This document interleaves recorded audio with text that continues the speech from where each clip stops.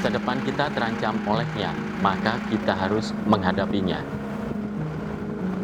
Kalau tidak kita tanggulangi hari ini, dia bisa memusnahkan kita.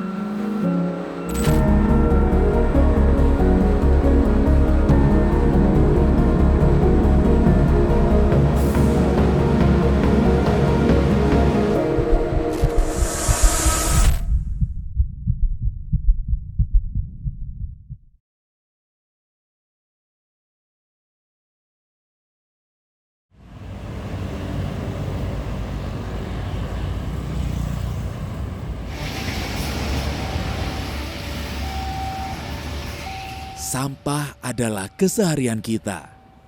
Disadari atau tidak, tiap hari kita selalu membuang sampah dalam berbagai bentuknya. Bungkus snack, sisa makanan, puntung rokok, hingga sampah rumah tangga. Dalam skala komunitas lebih besar, di perusahaan, instansi perkantoran, maupun lembaga-lembaga pendidikan, sampah tentu diproduksi lebih banyak lagi. Pernahkah kita berpikir dan menganalisa dengan serius, kemanakah akhir dari sampah-sampah yang kita buang setiap hari itu?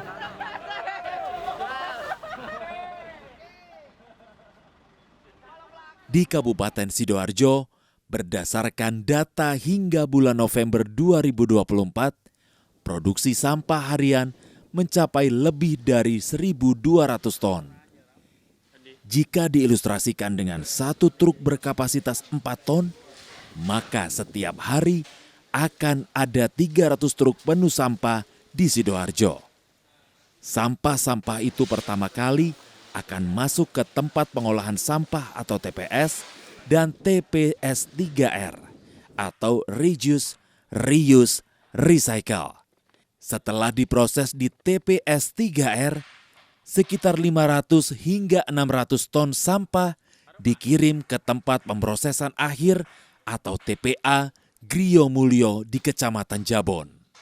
Ada sebutannya yang namanya TPSC, tempat pengolahan sampah terpadu. Nah ini skalanya besar. Terus kemudian yang ada sekarang di bawah itu namanya TPS 3R, Reduce, Reuse, Recycle. Kita memiliki termasuk se-Indonesia ini paling banyak. Kita memiliki data kami itu ada 202 TPS 3R. Ini terbanyak se-Indonesia bagi sebuah daerah itu memiliki TPS 3R. Nah ini sebuah langkah kemajuan karena di tempat lainnya itu susah untuk mendirikan TPS 3R untuk bisa mengelola sampah. Dalam satu bulan ada sekitar 15.000 hingga 18.000 ton sampah yang masuk ke TPA Griyo Mulyo. Dari jumlah itu, sampah yang bisa ditangani atau diolah hanya di kisaran 70 hingga 115 ton. Dan sisanya atau yang tidak bisa dimanfaatkan lagi terus ditumpuk menjadi gunung sampah yang semakin tinggi. Ini menjadi urusan wajib non-layanan dasar bagi desa untuk menyelenggarakan sebuah layanan. Gitu ya. Nah oleh karenanya sampah ini sudah harus ditinggalkan tradisi klasik itu bahwa kumpul, angkut, buang. Nah, kita itu ada kebijakan strategis nasional, kebijakan strategis daerah, 70% penanganan capaian tahun 2025 itu dan 30% pengurangan. Sehingga kita sudah menerapkan semua pengelolaan sampah itu wajib mengurangi sampahnya. Bahkan kalau kita bicara tentang kewajiban gitu ya, Undang-Undang 18 2008 di pasal 12-nya, setiap orang itu wajib untuk mengolah sampah, mengurangi sampahnya dengan ramah lingkungan. Itu wajib. Tetapi karena Sidoarjo itu tidaklah memungkinkan kebanyakan masyarakat itu mempunyai space yang cukup. Maka dibentuklah sebuah tatanan tadi, ada pengelola sampah sehingga dia itu harus mandatori, harus berbayar seperti itu. Nah ini kan semua sampah tidak ada yang gratis, semua itu harus bayarnya sesuai dengan sampahmu yang dibuang. Jika kita tidak serius menangani sampah ini sejak awal, maka ancaman yang ditimbulkan sampah akan menjadi kenyataan. Indonesia pernah berada di peringkat kedua negara penghasil sampah plastik terbanyak di dunia dengan jumlah sampah plastik mencapai lebih dari 180 juta ton per tahun. Beberapa faktor yang menyebabkan Indonesia menghasilkan banyak sampah adalah jumlah penduduk yang banyak, konsumerisme yang tak terkendali, hingga pertumbuhan penduduk yang mendorong konsumsi barang dan jasa. Sampah pun bisa menyebabkan sejumlah masalah, misalnya penyakit yang disebabkan oleh lalat akibat banyaknya tumpukan sampah seperti diare, tipes, hingga penyakit lain, tentu menjadi hal yang tidak bisa diremehkan. Selanjutnya, masalah banjir akibat sungai yang tersumbat sampah hingga terganggunya ekosistem air sungai dan laut menjadi bahaya yang serius, baik bagi biota air maupun manusia sebagai rantai teratas dalam siklus makanan. Jadi pengertian sampah itu sendiri dalam konteks limbah itu memang kan ada dua ya secara garis besar itu. Nah, ini kan limbah yang berbahaya, limbah B3, dan di sini itu ada limbah tidak berbahaya. Nah, kategorinya yang di sini yang diatur itu adalah limbah yang dihasilkan oleh rumah tangga. Sehingga jenisnya adalah sampah rumah tangga dan sejenis sampah rumah tangga. Tahapan selanjutnya, sampah yang sulit terurai jika terpendam tanah bisa mengakibatkan pencemaran tanah, mengurangi kesuburan tanah, menurunkan jumlah mikroorganisme dalam tanah, mengganggu jalur air yang meresap ke tanah, hingga membunuh hewan pengurai seperti cacing.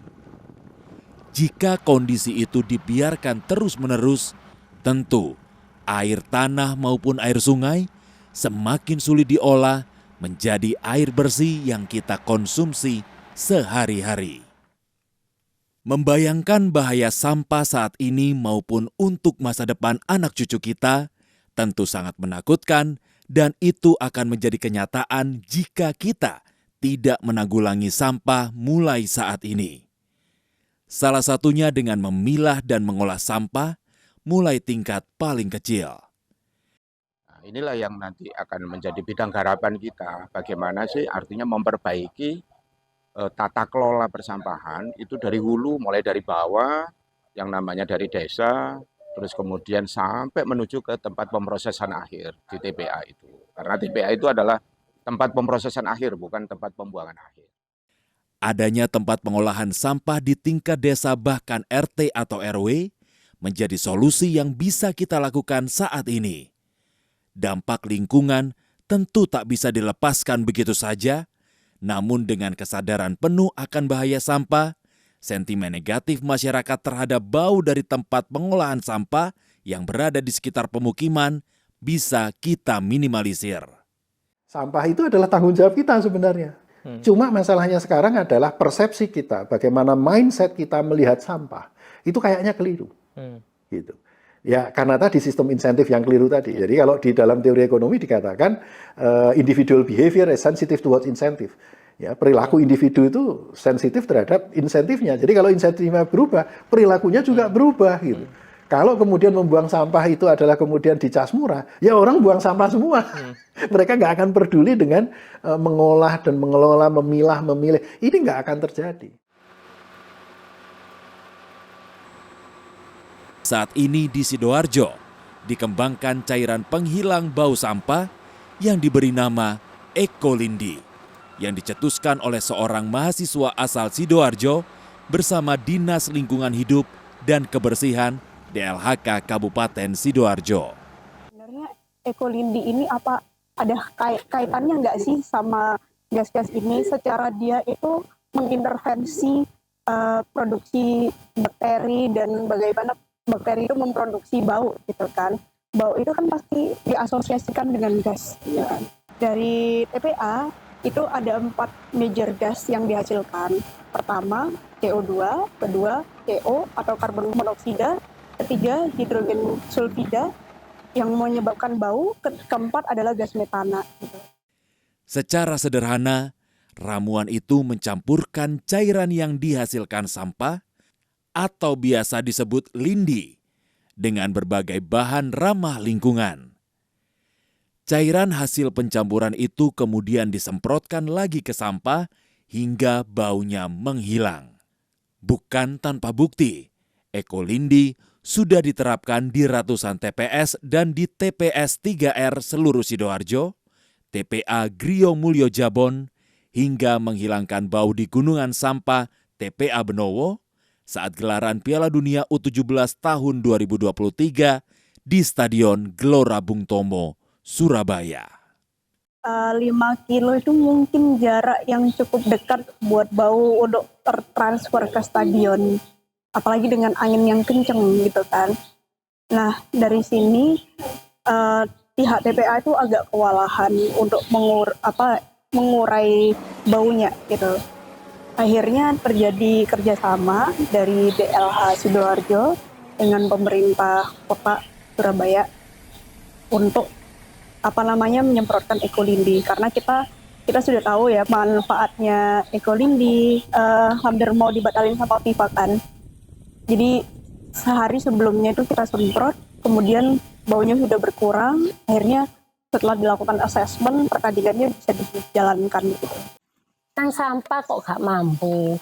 Ya mbok lah biyen kok cike, ngoten hasilnya niku pengen apa jenenge montor mawon setting pun merambat mboten kolu. Lah sakniki niku mboten enten lingkungan ngoten pun bersih. Ya alhamdulillah mboten mampu napa-napa disemprot ekolindi.